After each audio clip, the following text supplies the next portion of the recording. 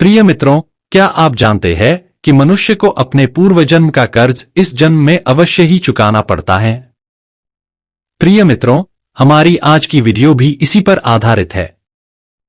हमारी आपसे विनती है, इस वीडियो को ध्यानपूर्वक और अंत तक मन लगाकर जरूर सुनें। चलिए इस ज्ञानवर्धक वीडियो की शुरुआत करते हैं।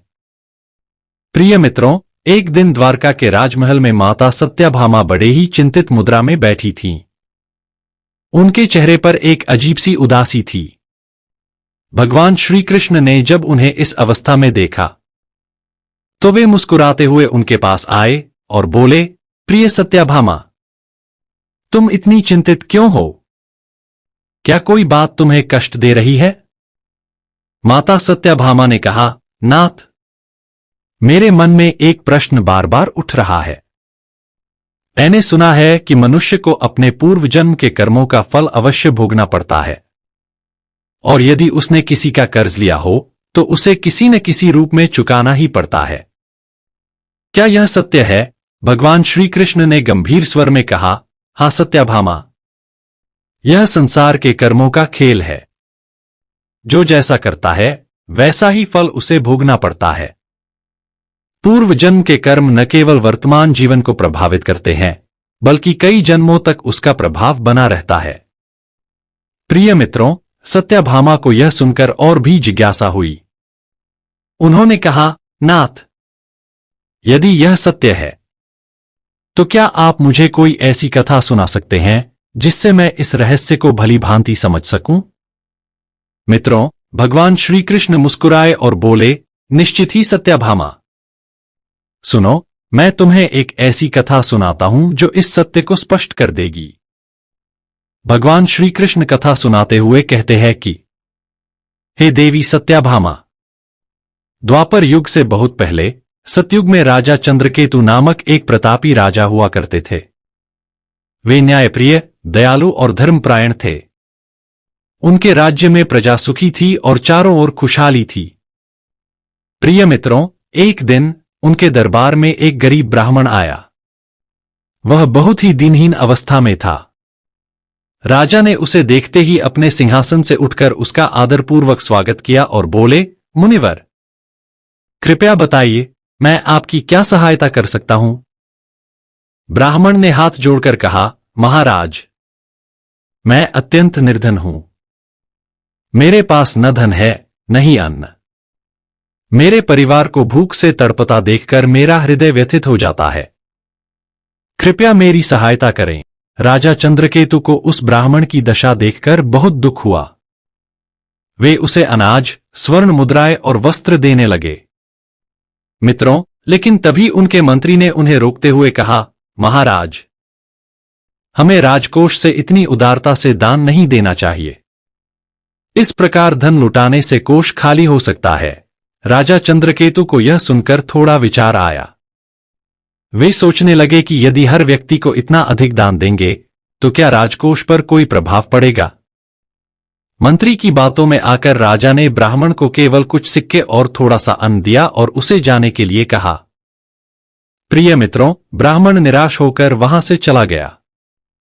ब्राह्मण का श्राप और राजा का पुनर्जन्म। ब्राह्मण जब अपने घर पहुंचा तो उसकी पत्नी ने रोते हुए कहा, क्या आपको राजा से पर्याप्त दान मिला? ब्राह्मण ने सिर झुका लिया और बोला, नहीं, राजा ने मुझे बहुत ही अल्प दान दिया, जबकि उनके पास अपार संपत्ति थी। फिर भी उन्होंने पूरी तरह से मेरी सहायता नहीं की। ब्राह्मण की पत्नी ने क्रोधित होकर कहा, ऐसे राजा को राजसी सुखों का क्या अधिकार जो अपनी प्रजा की सहायता न कर सके? वे अवश्य ही अपने अगले जन्म में दरिद्रता का शिकार होंगे। ब्राह्मण ने भी दुखी होकर राजा चंद्रकेतु को मन ही मन श्राप दे दिया। समय बीतता गया और एक दिन राजा चंद्रकेतु की मृत्यु हो गई। प्रिय मित्रों, भगवान श्री कृष्ण ने कथा सुनाते हुए आगे कहा, हे देवी सत्याभामा, राजा चंद्रकेतु, जो अपने पिछले जन्म में एक प्रतापी और धर्मपरायण राजा थे, इस जन्म में एक गरीब ब्राह्मण के रूप में जन्मे। उनके माता पिता निर्धन थे और अत्यंत कठिनाई में अपना जीवन व्यतीत कर रहे थे। बालक का नाम सोमदत्त रखा गया। प्रिय मित्रों, सोमदत्त जब बड़ा हुआ तो उसने वेदशास्त्रों का अध्ययन किया, लेकिन निर्धनता ने उसके जीवन को कठिन बना दिया। भोजन के लिए भी उसे कई बार दूसरों के सामने हाथ फैलाने पड़ते थे। जब भी वह किसी धनी व्यक्ति के पास सहायता मांगने जाता तो उसे निराशा ही मिलती। सोमदत्त की पत्नी बहुत ही धर्मपरायण और सहनशील थी। वह अपने पति की निर्धनता में भी उनका साथ निभा रही थी। एक दिन सोमदत्त कई दिनों की भूख से अत्यंत कमजोर हो गया। उसने अपनी पत्नी से कहा, हे प्रिय, मैं इस जीवन से बहुत दुखी हो गया हूं। मैं एक ब्राह्मण होते हुए भी भीख मांगने को विवश हूं। क्या मेरा कोई पुण्यकर्म नहीं था जो मुझे इस जन्म में इतनी दरिद्रता मिली? पत्नी ने उत्तर दिया, नाथ, आपने पिछले जन्म में अवश्य कोई ऐसा कर्म किया होगा जिससे यह सब आपको भुगतना पड़ रहा है। हमें धैर्य रखना चाहिए और प्रभु की भक्ति करनी चाहिए। शायद इससे हमारा जीवन बदल जाए। मित्रों, सोमदत्त को यह सुनकर कुछ शांति मिली, लेकिन उनके कष्ट कम नहीं हुए। एक दिन एक साधु उनके घर आए। सोमदत्त और उसकी पत्नी ने उनका आतिथ्य किया। साधु ने आशीर्वाद देते हुए कहा, वत्स, यदि तुम अपनी दरिद्रता से मुक्ति चाहते हो तो भगवान विष्णु की भक्ति करो। हर दिन तुलसी दल चढ़ाकर ओम नमो नारायणाय मंत्र का जाप करो। तुम्हारे पूर्व जन्म के कर्मों का ऋण समाप्त हो जाएगा। सोमदत्त और उसकी पत्नी ने पूरी श्रद्धा से साधु की बात मानी और विष्णु भक्ति में लीन हो गए। कुछ ही महीनों में उनके जीवन में चमत्कारिक परिवर्तन होने लगे।